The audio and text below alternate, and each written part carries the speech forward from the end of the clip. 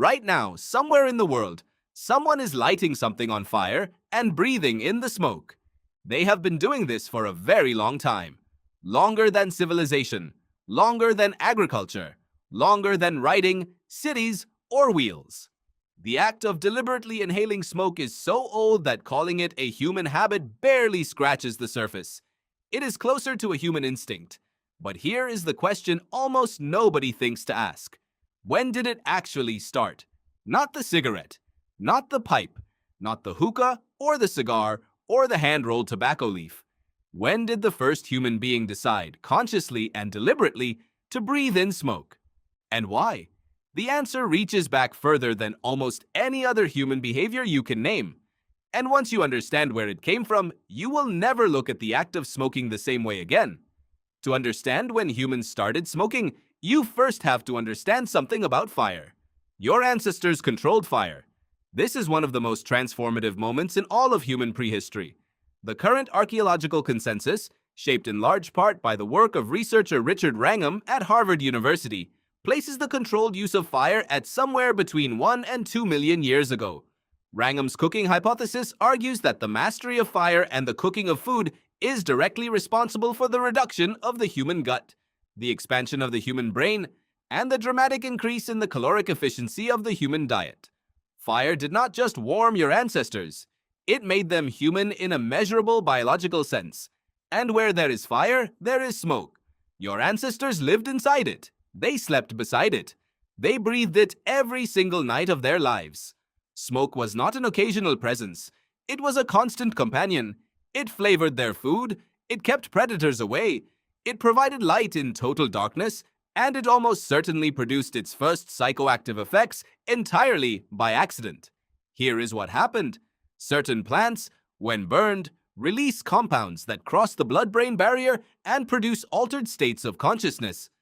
This is not a modern discovery. It is a basic fact of plant chemistry that your ancestors would have stumbled into simply by throwing the wrong branch onto the fire. Ethnobotanist William M. Bowden documented dozens of psychoactive plant species across multiple continents that produce mood-altering effects when combusted and inhaled. The first human being who experienced this did not go looking for it. They were simply sitting beside their fire, and the fire did the rest. What happened next is what separates humans from every other species on Earth. They noticed, they remembered, and they went back. The oldest direct archaeological evidence for deliberate plant smoking comes from a surprisingly specific place and time. A 2019 study published in the journal Science Advances, led by archaeologist J. Dalpoim Geddes, examined a burial site in the Pamir Mountains of western China dating to approximately 2,500 years ago. Inside the burial site, researchers found wooden braziers, which are small burning vessels containing residue of burned cannabis plants. The chemical signature was unmistakable, and the context was equally clear. These were not cooking fires. These were ritual fires. The plants were being burned deliberately, in an enclosed space, in a context that strongly suggests intentional inhalation. But 2,500 years ago is not the beginning, not even close. Tobacco, the plant most commonly associated with smoking in the modern world, has a history on the American continent that stretches back at least 12,300 years. A 2021 study led by archaeologist Darren Duke, published in the journal Nature Human Behavior, uncovered seeds of wild tobacco at a hunter-gatherer site in the Great Salt Lake Desert of Utah. The seeds were mixed in with the remnants of a hearth, alongside the charred bones of small animals. The researchers concluded that the tobacco was almost certainly being burned and inhaled deliberately, making this the oldest direct evidence of tobacco use ever discovered. 12,000 years before the first European explorer arrived in the Americas. 12,000 years before anyone called it smoking. And yet, even that is not the beginning. The deeper you go into human prehistory, the harder it becomes to find direct physical evidence of smoking. Organic material does not preserve well across tens of thousands of years. But indirect evidence tells a different story. Cave paintings across multiple continents show humans in what appear to be ritualistic smoke contexts. Rock art in the Sahara region, some of which dates to between 7,000 and 9,000 years ago, depicts figures surrounded by what researchers have interpreted as smoke or vapor. Similar imagery appears in early shamanic traditions across Siberia, the Americas, and sub-Saharan Africa, suggesting that deliberate smoke inhalation was not a regional invention, but something that emerged independently across multiple human cultures in multiple places for similar reasons. That parallel emergence is the key to understanding why smoking started at all. It was not about pleasure, at least not at first. The earliest deliberate smoking was almost universally ritual. It was a technology of altered consciousness used by shamans, healers, and spiritual leaders to access states of mind that normal waking consciousness could not reach. In virtually every pre-agricultural culture that archaeologists and anthropologists have studied, smoke is not a habit. It is a tool, a threshold, a bridge between the ordinary world and whatever your ancestors believed existed beyond it. Archaeologist and consciousness researcher Michael Winkelmann has argued extensively that shamanic traditions involving smoke and altered states represent one of the oldest and most universal features of human spiritual life. Not because all cultures copied each other, but because the human nervous system is wired in such a way that certain altered states produce certain predictable experiences. The smoke was the technology. The experience was the destination. Tobacco itself is a powerful example. Nicotiana rustica, the wild tobacco species used by indigenous peoples of the Americas for thousands of years before European contact, contains nicotine concentrations up to 10 times higher than the commercial tobacco you know today. This was not a social cigarette. This was a pharmacological tool. A single deep inhalation of Nicotiana rustica smoke could induce visions, trembling, and profound dissociative states.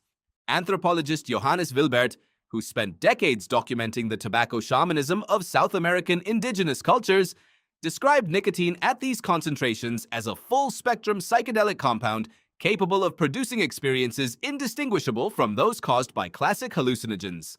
Your ancestors were not casual smokers. They were using fire and plant chemistry to do something deliberate to their minds. And for thousands of years, this practice was almost exclusively the domain of the specialist, the person in the community who knew how to cross the threshold and come back, who knew which plant to burn, how much to inhale, and how to interpret what they found on the other side. The shift from ritual smoking to social and eventually commercial smoking is a much later story, and it is largely a story of contact, trade, and the slow secularization of a sacred act. When European explorers encountered tobacco in the Caribbean in 1492, they were not encountering a new habit. They were encountering the surface of a practice that was already ancient. Christopher Columbus's crew member Rodrigo de Jerez is credited as the first European to smoke tobacco, having observed the practice among the Taino people of Cuba. When he returned to Spain and was seen exhaling smoke from his mouth and nose, he was arrested by the Spanish Inquisition, which concluded that only the devil could grant a man the ability to breathe fire. He served 7 years in prison for the habit. By the time he was released, tobacco had spread across Europe, and his imprisonment was largely irrelevant.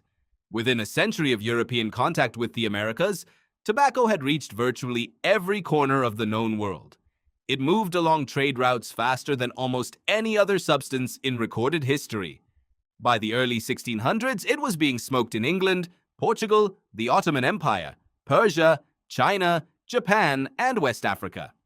What had taken indigenous Americans 12,000 years to develop and refine as a ritual practice was commercialized, industrialized, and transformed into a mass habit within a single human lifetime. But underneath all of that commercial history, underneath the cigarette companies and the warning labels and the addiction statistics, the original impulse is still there. The desire to sit beside a fire, to breathe in something that changes the quality of the moment, to cross a threshold, however small, between one state of consciousness and another. Nicotine still does this. It is still a psychoactive compound. It still crosses the blood-brain barrier and binds to the same receptors that your ancient ancestors were stimulating intentionally beside their fires, in rituals that were considered among the most important acts a human being could perform. You are not so far from that fire as you think. The next time you smell wood smoke on the air, or see someone stop to light something and inhale, notice what happens in your brain.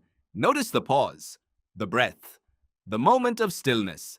That pause is ancient. That breath is ancient. Your ancestors did not invent it to pass the time. They built entire worldviews around it. Right now, somewhere in the world, someone is lighting something on fire and breathing in the smoke. They have been doing this for at least 12,000 years. And the act, stripped of everything that has been layered on top of it, is still the same act. A human being, a flame, and the deliberate decision to breathe in what the fire releases. Some things do not change. They only get older.